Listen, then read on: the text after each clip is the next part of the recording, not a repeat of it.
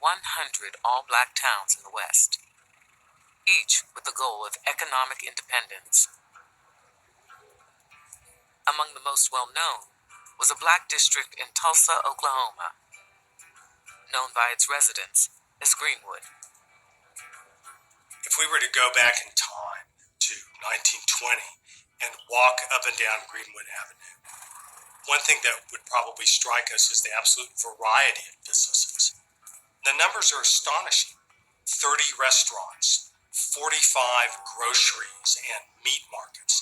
There were dry goods stores, milliners, photography studio, dental offices. Greenwood is no longer called Greenwood. It's now known as Black Wall Street. This whole idea of self-containment really existed there. The dollar would stay in that community sometimes over 3-5 years before it ever went outside of the community.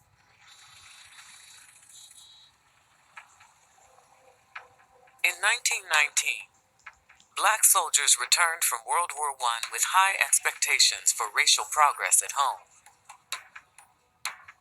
But in one city after another, white mobs erupted in violence, targeting black veterans, citizens, and businesses.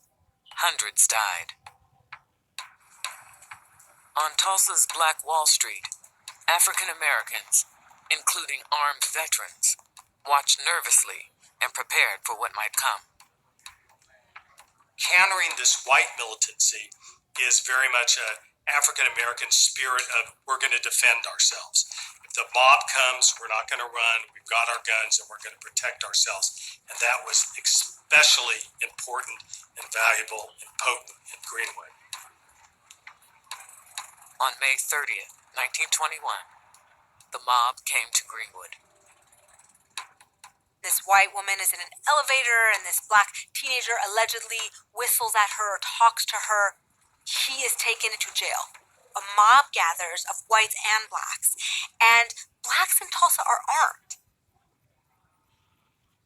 They take their Second Amendment rights seriously, and they come with guns.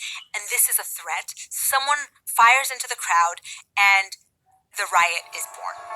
This was not about the whistling boy in the elevator. This was about blacks becoming too economically powerful and showing that wealth in a way that anyone would by creating buildings and constructing churches and having property.